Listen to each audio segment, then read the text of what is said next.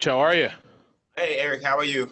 I'm doing well, sir. So you had a day off. The team's back at it. We're getting ready to gear up here again. I was noticing that you had a scrimmage. I believe it was with Phoenix the other day. Yeah. How did that look?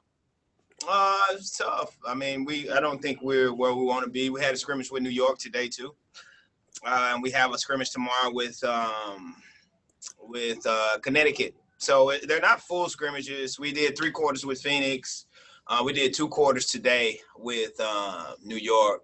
So it was good for us to see some players and kind of put some combinations in and stuff like that. So, I mean, it's to be expected. You just have to get your rhythm. But for us to see some other bodies and stuff like that, it was okay. But I mean, we are not where we want to be right now, and it's just it's a trial and error at this point. Gotcha. Do you feel the team is progressing towards that up-tempo pace that you'd like them to see? Yeah, I think so. I think Okay. so. It's just now we just have to get it, at a consistent rhythm that we want.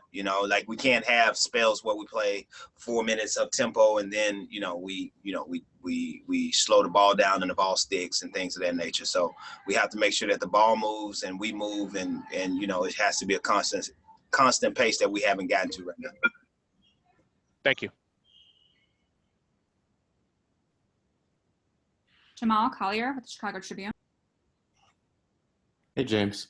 What's it been like just kind of preparing for this season? I mean, you sort of alluded, there's so many challenges for you as a coach between obviously kind of getting everybody settled into a bubble, just different environment, but then just sort of having a shorter training camp to get people prepared, probably different conditioning, everybody's at probably a different spot. Just what has it kind of been like for you preparing for this season? What kind of challenges have been? I think the biggest thing is that we haven't had any, we don't have any disadvantages or advantages. Everybody's on the same page, so it's about just getting there. It's been interesting because everybody's had to adapt and adjust, and so you have basically coaches that we're trying to do the best things for our teams, and because we're in this unpredictable situation or unique situation. It's a lot of trial and error, and it's a lot of adjustments as far as, okay, we plan to practice this many days in a row, sometimes twice in a day, but you can't do that. You have to actually listen to your players' bodies and see how hard they win. And so it's a lot of adjustments, and I think it's the same for all the coaches. So that's been a unique part about it. You can have your way to coach, but if you're not listening to the players as far as where they are physically and mentally, then it's going to be a tough journey for you. You have a lot of holdovers, continuity on your roster too. Does that help with you with that process, since you are just kind of more familiar with your roster and knowing what your players kind of need or what they need to respond to? Yes, it helps. It helps a lot. I mean, especially when the holdover is, the carryover. I mean, the carryover is your leadership. So the fact that we have good leaders in the carryover, that means everything is echoed. Everything is echoed, and it's easier to get everybody on the same page. So that's a good thing about it. Thanks. Jake Meister. Hey, Coach, how you doing? Hey, Jake.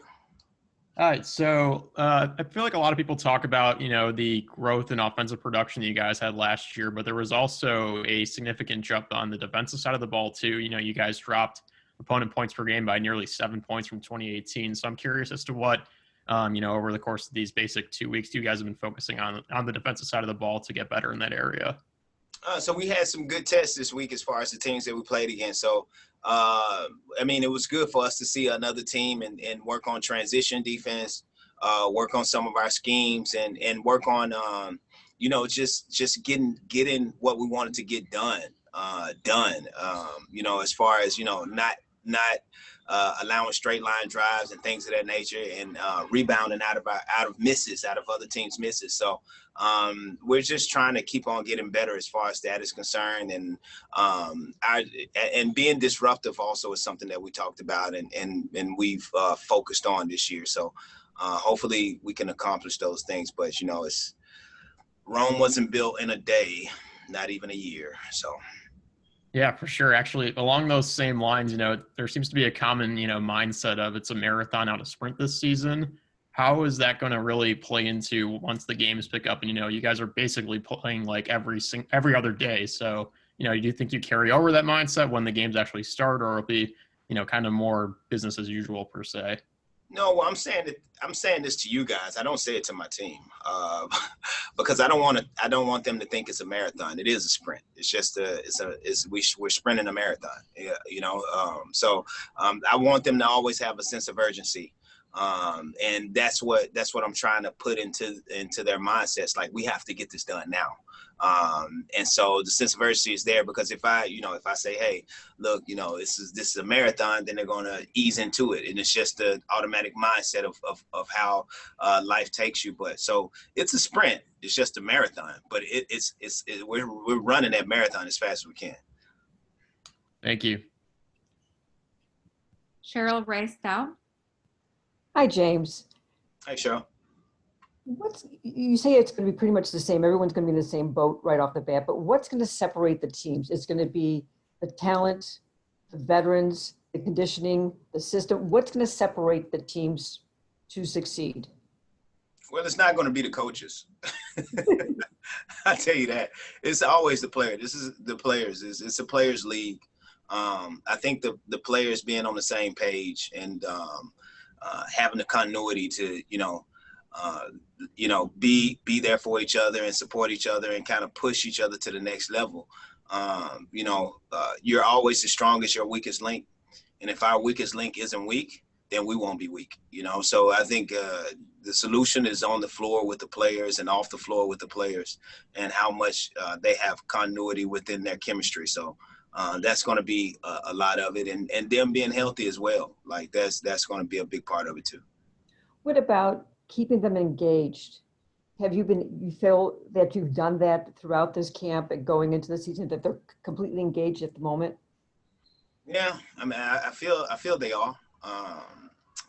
They want to play, they want to win, and so I think it's important that they know that they have to be engaged at all times, and I think it's something that they're aware of because of the leadership that we have in place, and them being engaged is something that's very key. Now, I say that because I don't want the engagement to be a distraction. So we know what we're playing this season for. And you've probably seen the Breonna Taylor on the back of our jersey. And I don't want people to think that them being engaged and us playing for a social issue is something that's going to actually be a distraction, because that's something I want them to be engaged in both of those efforts. So that's something that's very important for me too. And I think that needs to be spoken on a lot as far as where they are off the floor. And I think it's going to actually bring them more together, because we have a cause. We have a cause as a group. We have a cause as a league. And that's something that needs to be talked about. And Breonna Taylor is just one example of that. So we'll be engaged, but we'll be engaged on multiple fronts. Thank you, Coach. And your coaching is going to matter. I appreciate it. You have more confidence in that than me. Jamal Collier with the Tribune. Hey, just kind of following up on that note, James, just in what ways do you, as a team, do you guys plan on kind of continuing the conversation around Breonna Taylor and just sort of the movement for Black Lives right now? So we have different causes that we're speaking on this year.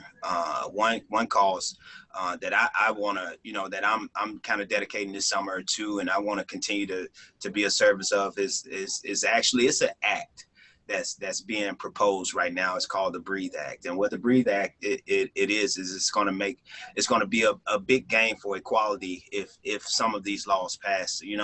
Right now we're in a terrible state.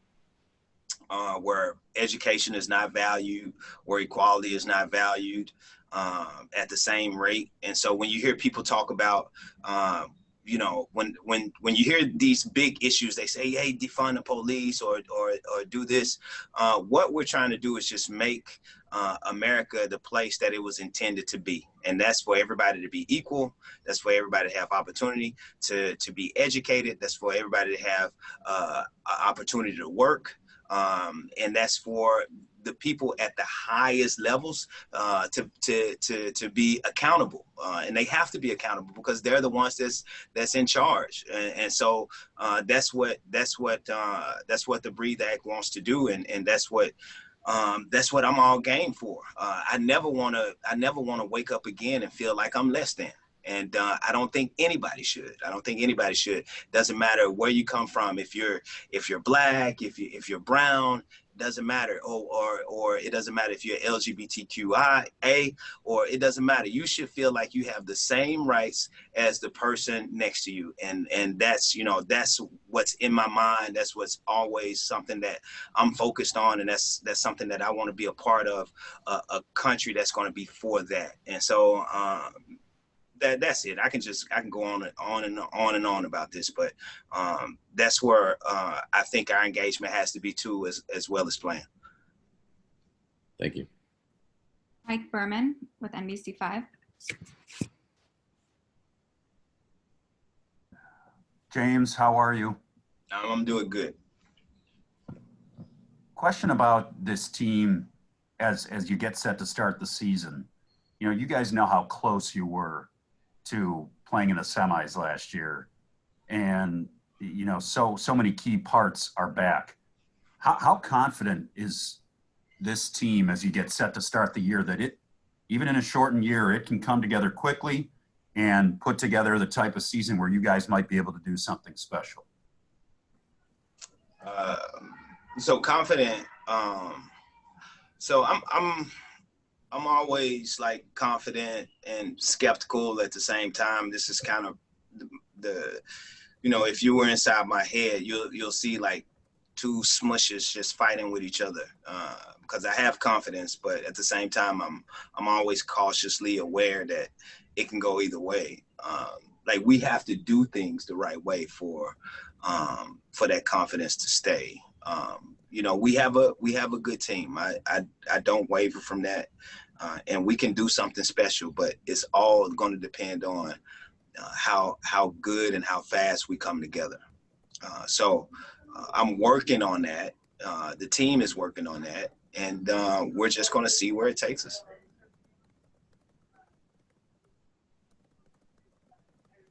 Okay, one last question from Eric Wilson. Oh, so just wanted to really quick follow up with you and talk about Sid. Do we have a timetable yet on her or not yet? No timetable on Sid. I mean, right now her symptoms have subsided, so she's feeling good. She's able to work out and do some things of that nature. But right now it's just about the test. You know, these tests can linger on where you're consistently testing positive. And so that's what, you know, we're waiting on, a negative test. And we want to make sure that, you know, nobody's at risk or anything like that. So now we're just waiting on her to test negative. And as soon as she takes a negative, she can enter, or after 2 tests, she can enter into our protocol that we have set up as a league. And so we're waiting. We're waiting. We're anxious to get her here. She's anxious to get here, but it's just a part of the process, dealing with the unknowns and the and what is COVID-19 and what is a very unique 2020. Appreciate it, Coach. Thank you. All right, and Mike Berman with NBC. Dave, just following up to what you'd said a minute ago, you know, it's all going to depend on how fast we come together with something you mentioned. In a short season, how important is a good start? I mean, if you lost, you know, 4 or 5 in a row to start the year, this goes for any team, you could be in trouble. So how critical is a good start? It's very important. I think it's very important for us to start good. I think, you know, it's important in a regular season, but it's even, you know, you have less of a margin for error if you have 22 games, because you don't want to find yourself at the bottom of the standings after a quarter of the games have been played, because it's tough to come out of. and it's tough to switch it, especially when you talk about confidence. A lot of confidence comes from winning games. And so, you know, that's what it says. Even if you play bad sometimes and you win those games, those are like the games that give you the most confidence that you can play bad and you still won. And so that's why it's important to say, okay, if we can get some wins, early wins, and kind of distance ourselves from that team that started off bad, then it kind of gives us a cushion. Because they have to find confidence. We have confidence, and those things flip-flop easy. So you can lose confidence quickly and gain it. But if you're losing confidence, but you have a cushion and you have reference games where you've won, it's actually better for you.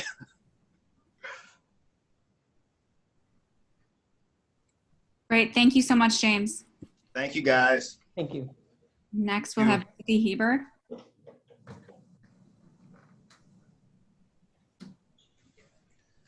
Can y'all tell Ruthie Heber to go get some offensive rebounds, please? Thank you.